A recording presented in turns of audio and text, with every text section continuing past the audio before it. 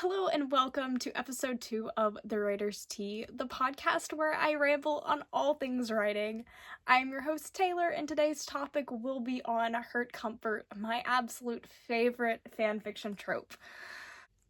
Our tea for today is chamomile, vanilla, and honey. And as for tea on writing projects, there is practically none because right now I'm in the process of replotting my story, albeit very, very slowly.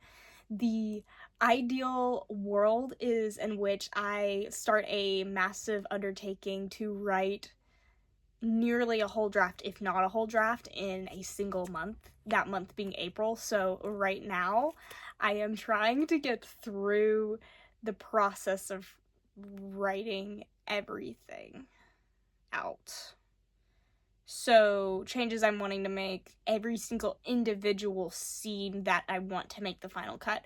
There's not a lot of massive changes I want to make to the story, thankfully, so it's mainly just writing out scene by scene. And I have flashcards and everything, and I've been working on that very slowly, but I did get through my read-through of the entire draft, and I felt good about it. Anyway, in the meantime, I have been working on art projects and reading a book and all sorts of randomness, and so I haven't been writing, and so I've been scaling back, hopefully to then have a bunch of writing motivation for April to then burn myself out. Yes, I am intentionally burning myself out in the month of April, so I will get into that later. It's unrelated to today's topic, so I'm not going to bother you any longer with extra details of my life, but I will have a video talking about the massive undertaking that I want April to be. Anyway, Hurt Comfort. What is it? Why do I like it? And why do I have credentials to even talk on this topic? So for the past 3 to 4 years, I have been actively involved in a fandom. This fandom is known as MCYT or Minecraft YouTube. And my goodness, has it been a time. So to the general public, it might seem weird. We typically consider ourselves not part of RPF, real person fiction, and we just kind of chill and have fun. Now, not everybody is committed to the not being RPF, and I have minor issues with that, but I'm not gonna throw hands.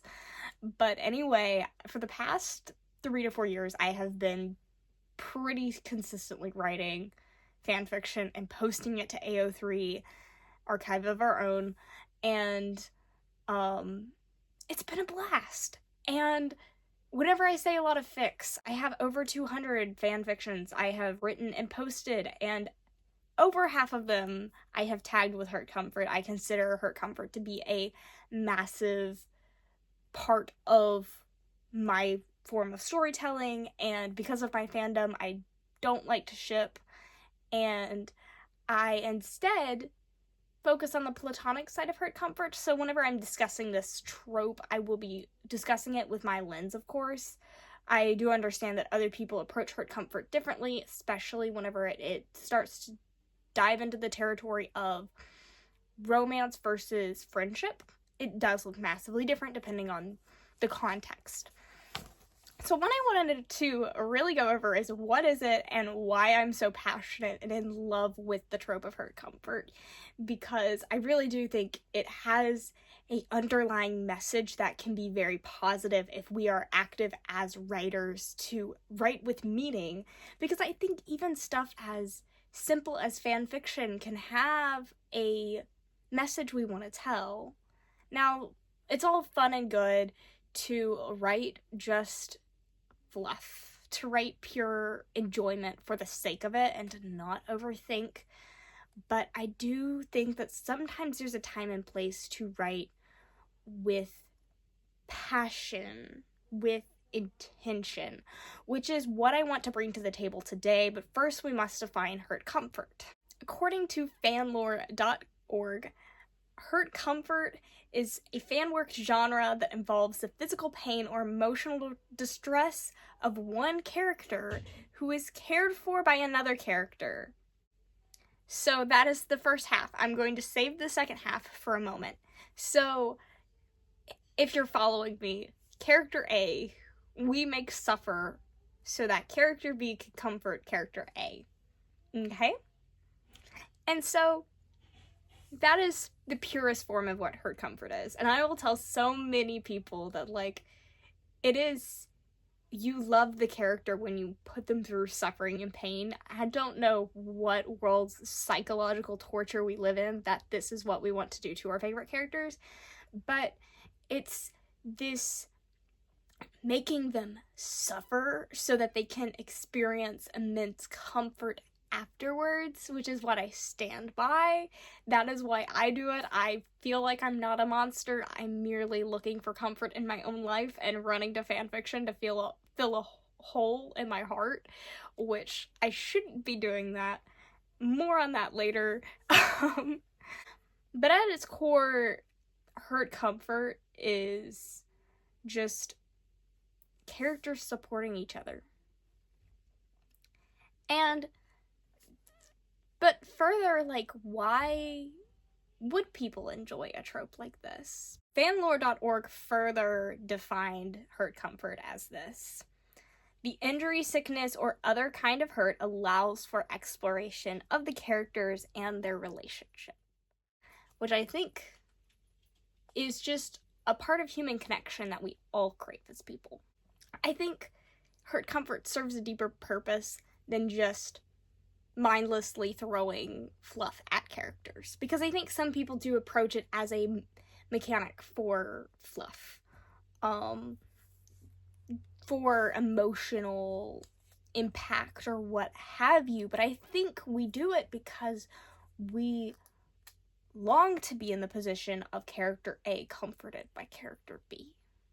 Dare I say, it's a part of my fandom in particular that we are known for our found family and genfics and hurt comfort. Like, that is our trope, our angst. We are, like, literally, like, I feel like the Minecraft fandom, as it has progressed, especially the Dream SMP side, got known for angst. I remember specifically there was a video where Coley Does Stuff talked about all the big tags of the year, and Dream SMP came up on top with angst. And I think it's because there's a lot of us who really do enjoy putting characters through pain for the hurt comfort. We enjoy our found family tropes. Angst and hurt comfort play a big part in story just because of our need for that human connection. We live in a world where we try to put ourselves up. We are prided upon self-reliance and self-improvement and productivity, and we live in this hustling and bustling culture, and we all have a longing to just slow down. And fanfiction gives us the avenue to do that, to live that out. I feel like in some ways we live vicariously through characters. We put our favorites, our original characters, or our comfort characters, we put them through some kind of suffering so that they can be comforted, because in reality, there's not a lot of comfort. In reality, there's a lot of pain, and it's a little bit easier to look at it from here's a character we put in situations to make our lives feel just a little bit more seen. And then other people can be comforted in the same way. And I think that that's the powerful tool that hurt comfort has for readers, is that it provides that comfort that a lot of times the real world seems to not glean. As I was thinking about this concept, I was thinking, why do I find it so compelling as a topic? Because it's so simplistic. Hurt comfort as a whole, it's still a fanfiction trope. Why do I write so much of it? But I remember a time in which I wrote it and I was like, I want this time to have some meaning behind it, and I want to actually put something worthwhile in my author notes instead of just complaining about life, as I am so apt to do. Anyway, I realized that the slight spin I have, and as I see we as people want to be comforted and supported by others, but as I said, we we feel like we need to be individuals. We feel like we need to be perfect and hold our lives together. We want to feel like we are good and that we won't fail. And Hurt Comfort requires us to consider the thought that people mess up, that people feel pain, that this world is full of suffering and not good things. And we live in a time now where we want to hope for inerrant goodness and happiness and peace and comfort, and we want all of those things so desperately. We need those things so desperately, but we can't attain them. And Hurt Comfort recognizes that there is an inability that we have and that we need other people, that we are not self-sustaining individuals. And I think that's something that we can, if we're honest with ourselves, we can see our need for family support or friend support. And I think some people go to fan fiction because they don't have it. We go to it to cope because we recognize the state of our world. And I think there is something so beautiful about seeing people break down to admit to that weakness and to not overcome it, because I think in traditional stories we have the hero reaches their dark point and then they overcome it. And they oftentimes don't use the support of others. It's not that they're hopeless. It is they feel hopeless, but then the story turns and empowers the main character to reach the finish line. Oftentimes, Hurt Comfort is the character gets hurt and cannot physically do anything without the support of others. And I find this trope, me personally, so compelling because I think, in a weird way, it does mirror the gospel, the biblical gospel, that Christ has come to save us from something that we cannot overcome ourselves. We want to overcome things in our mind, our individualistic, I can do this on my own with enough willpower and belief in myself that I can overcome this. The concept of Hurt Comfort suggests, no, you can't, and no, you shouldn't.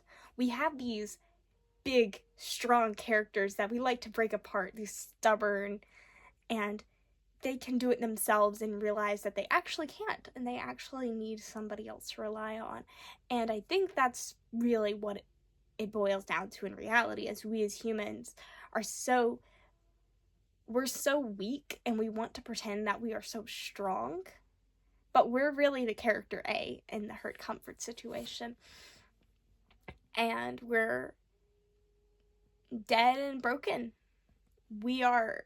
Humanity is slowly breaking apart. And we can't do anything.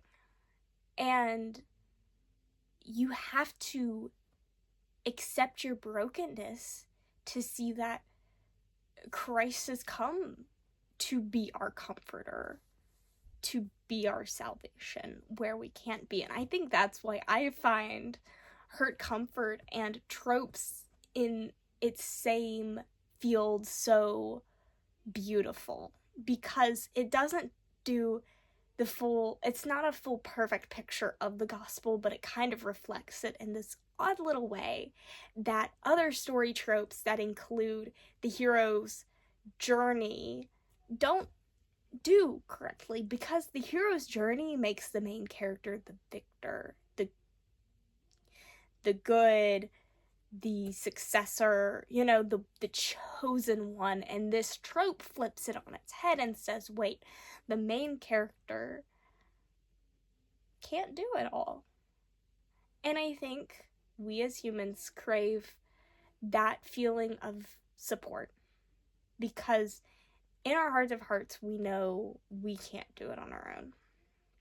But there's good news, because we don't have to do it on our own, because Christ has died and risen again and defeated our sin and suffering, so that we can be comforted and we can have joy and peace. And, you know, we can be whole because of him, instead of the self-reliance that society presses on us. We can actually experience hurt comfort for ourselves. Like, I think that's just, it's a cool little thing. And that's my little ramble. I will link in the description a project that I really felt passionate about as I was writing it, and I was like, this is how, like, I'm going to weave the gospel in my author notes. I had a fun time with it. I really, like, lately have been thinking about writing stories with meaning, and how even fan fiction can have meaning to it. And yes, there have been plenty of times I've written pure fluff for the sake of it, and there have been plenty of times I've written things that I go back and I go, I shouldn't have written that. I have honestly, I have orphaned works because I felt like I shouldn't have written it. I have deleted some works because I was like, I really shouldn't have written that. So it's not all perfect, but I aim to write stories that provide some comfort to the world, and, you know, occasionally have a deeper meaning than what's on the surface. I would just say, if you ever have a trope you want to write, I'm always on board for some more platonic hurt comfort. This is my way of subtly convincing the world that they need to be writing more wholesome fan fiction, because we really need it. Anyway, all that said, this has been The Writer's Tea, and I'm your host, Taylor, signing off. Goodbye.